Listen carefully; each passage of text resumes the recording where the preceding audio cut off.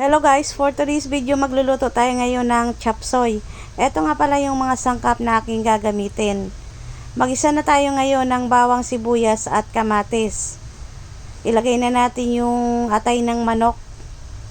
Maglagay din tayo dito ng oyster sauce para mas masarap yung ating chop suey.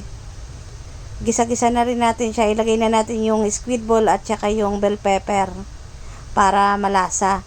Unahin na natin ilagay yung carrot saka sayote. Matigas kasi ito, matagal maluto. So maglagay din ako dito ng isang tasang tubig. So ayan guys, malambot na siya. Isunod na natin yung ating repolyo at saka broccoli. So ayan guys, konting gisa-gisa pa.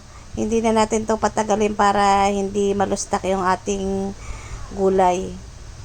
So ayan.